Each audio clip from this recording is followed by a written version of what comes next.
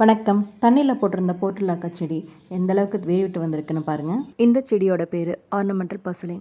போர்ட்டுலாக்கா ஃபேமிலியோட சேர்ந்தது. Orange colour single petal. 2 weeks before நான் இந்த செடியை கொண்டு வந்தப்போ எங்கள் அம்மா அப்பா கிட்ட ஒரே கம்ப்ளைண்ட். காடு கரைக்குள்ளே கிடக்கிற பூடு செடிகளை கொண்டு வந்து வளர்த்துறாங்க அப்படின்னாங்க. நம்ம வாய் சும்மா இருக்குமா? இல்லை இது அது இல்லை, இது டேபிள் ரோஸ் மாதிரி அப்படி இப்படி நானும் சமாளித்து பார்த்தேன். இல்லை நான் சொல்கிற செடி தான் இது, சின்ன சின்ன மஞ்சள் கலரில் பூ பூக்கும் அதுதானே அப்படின்னாங்க. இந்த பருப்பு கீரை கறிக்கீரைலாம் சொல்லுவாங்களே அந்த செடியை தான் அம்மா சொல்கிறாங்கன்னு எனக்கு புரிஞ்சுது. பட் நம்மளும் இது ஒரே ஃபேமிலியே என்னமோ அப்படின்னு செக் பண்ணி பார்த்துக்கலான்னு கூகுள் பண்ணி பார்க்கும்போது தான் சில விஷயங்கள் தெரிஞ்சுக்கிட்டேன். அம்மா சொன்னாங்க இல்லையா, அந்த செடியில் நிறைய சத்துக்கள் இருக்குது. ஒமேகா 3 ஃபேட்டி ஆசிட் நல்லாவே இருக்குது. லைட்டாக புளிப்பு டேஸ்ட்டோட ஒரு லெமன் ஃப்ளேவரோடு இருக்கும் அப்படின்லாம் போட்டிருந்துச்சு. அதோட இதை பச்சையும் சாப்பிட்லாம் இல்லை சமைச்சும் சாப்பிட்லான்லாம் போட்டிருந்தது. பட் என்னோடய குழப்பம் மட்டும் தெரியல.